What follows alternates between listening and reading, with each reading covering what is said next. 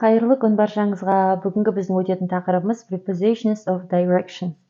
Prepositions of direction дегеніміз бұл бізде бағыт бағдар предлогтары.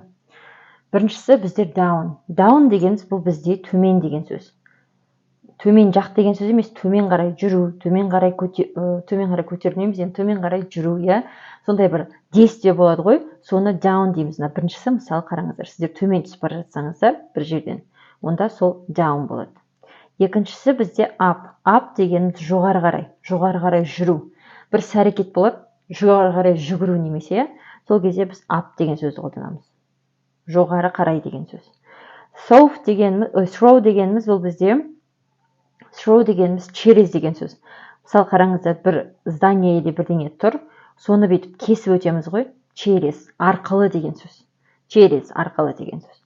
Төртіншісі бізде over. Over дегеніміз бір зат тұрады, немесе бір здание тұрады, соның үстімен, немесе забордың үстімен жүру.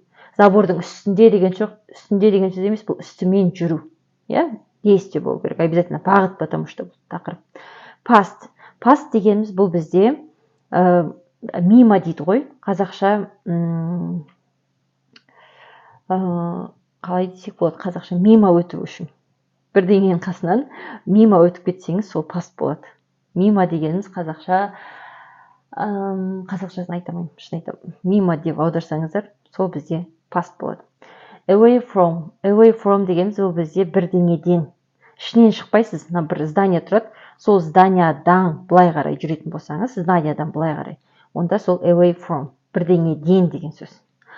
Ал жетіншісі бізде бірдеңеге қарай, to деп тұр ғой, мынандай здания бар, соған қарай жүру. Ішіне кіресіз ба, кірмейсіз бе, өзіңіз білесіз, бірақ соған қарай. Мынадан шығып жүру былай қарай, мынау соған қарай жүру. To, куда-то бір жаққа қарай. Сегізіншісі бізде around. Around дегеніміз айналасымен жүру. Осының айналып жүретін болсаңыз, айналасымен жүру деген сөз. Тоғызыншысы into. Into дегеніміз ішіне қарай кіру. Ішіне қарай кіру. Into деген үйреткен болатынмын, иә. In деген бар, into деген бар. In деген ішінде деген сөз, ішінде тұрады ол, қозғалмайды. Ал into дегеніміз бұл направление, ішіне қарай. Бір қозғалыс болады обязательно. Оныншысы бізде out of. Out of дегеніміз мына ішінен шығу, былай қарай. Ішінен қарай деген мағына білдіреді. 11-шісі бізде across. Across дегеніміз бұл мынандай бірдеңе бар, сол арқылы өту. Кесіп өтпейсіз, арқылы. Мына қараңыздар, soft дегенде арқылы, across дегенде арқылы. Бірақ мына үстінен басып өтсеңіздер де болады. Мысалы, жол, across the street, көше арқылы өтесің боласыздар. Мынау мысалы through the window, терезе арқылы өту. Терезе, потому что терезені бүйтіп кесіп өтіп, үстінен өтпейсіз ғой терезені. Терезеге мына жақтан кіресіз, мына жақтан шығасыз деген сияқты. Келесі 12-шісі бізде along. Along дегеніміз, мен қайта жазып жатырмын. Along дегеніміз бұл бізде вдоль дейді. Вдоль дегеніміз жағалай деген сөз. Вдоль жағалай. Мимо деген жанынан өту деген мағынаны білдіреді ғой деймін. Жанынан өту. Түсінікті ғой.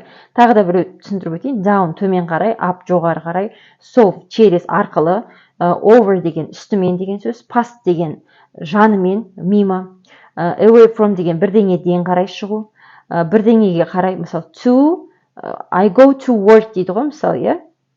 Ары қарай келесі бізде 8-шісі around. Around айналасымен, into ішіне қарай, out of сыртқа қарай, across деген бұл через арқылы деген сөз, бірақ үстімен өтесіздер. Келесі along дегеніміз бұл жағалай деген сөз, вдоль деген мағынаны білдіреді орысша.